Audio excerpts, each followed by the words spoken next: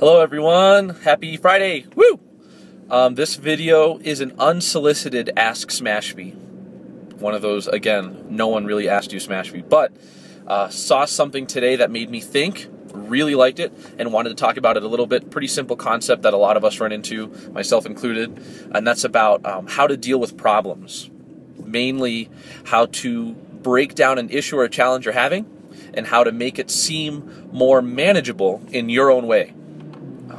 There's a lot of people out there, again, I've said myself included, who like to take one thing and make it seem like it's the biggest problem they've ever had. And I've been thinking a lot lately about perspective, right? And the things that we struggle with in a lot of other people's worlds aren't problems at all. They're actually luxuries that we can even be upset about something so trivial.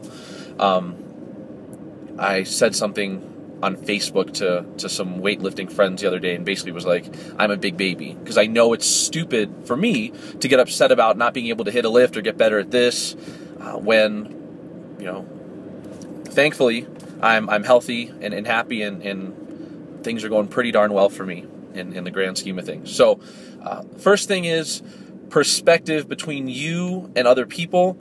Everyone's different. Everyone has different thresholds of stress. So I try not to say your problems aren't as big or as serious as other people's because, you know, maybe a broken nail is tragic to someone. I kind of say that in jest, but I think you get the concept versus other people who are struggling with lifelong illnesses or the loss of a loved one. So don't make that one scale. Stress is stress and everyone handles it differently. But the way to break it down into being more manageable that I found is to do just that, is to break it down. Had a conversation on the phone with a friend a couple days ago, and it seemed like everything was going wrong. And let's say, I'll use 3 random examples of, you know, CrossFit, diet, and sleep. So the way I tried to break that down was for CrossFit, what is it in particular that's stressing you out? And let's say I'm not good at movements, so my deadlift isn't getting stronger, and that bothers me. Okay, well, to that person, that's a really big problem.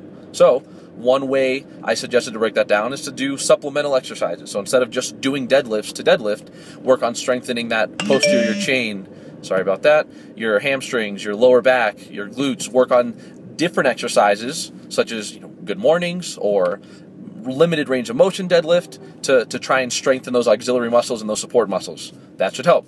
Diet. Okay, instead of worrying about going cold turkey paleo, super strict, out of nowhere, if you're not there right now, pick 2 days a week, 2 nights a week where you cook. And if you have someone, either a significant other or a family member or a close friend who's also interested in cooking and being healthier, 2 nights a week is usually going to be manageable for most people. So say, even start with 1. Thursday night's cook night, and make that meal as paleo as you can. And then if that works and you enjoy that cooking experience and you feel better after eating those meals, then try and do that again. Maybe twice a week or 3 times a week, and then cook in larger quantities. So you cook on Thursdays, but those meals will last you through the weekend and into Monday. So break it down that way, starting with 1 to 2 days a week of meal preparing. That was the way to break that down. Then for sleep, you know, a lot of us can keep going if we want to. There's always going to be something to do regardless of the time of day. And it's hard to say, okay, let's call it quits and move on and get some rest because we never feel fully caught up. Well, try and do that. Give yourself 1 night a week where bedtime's 10 o'clock or bedtime's 9 o'clock no matter what. And try it and see how you feel the next day. Do you feel more alert, more rested, have more energy? And see how that works. So instead of saying, I need to sleep more and being overwhelmed that there's never any time to do it, start with one little thing, right? That's the kind of perspective that I've been trying to put into my life more and more frequently. And in a lot of ways, it's helping. I stopped energy drinks. I don't even know how long ago it was, again, for a while. And I said to someone yesterday, I'm not even as tired as I was when I was drinking them. So I liked the taste and it was a fun thing, but I think for a while it was a placebo. And as long as you keep your mind engaged and you can rest in different ways, I guess, the energy drink was an accessory that I didn't really need.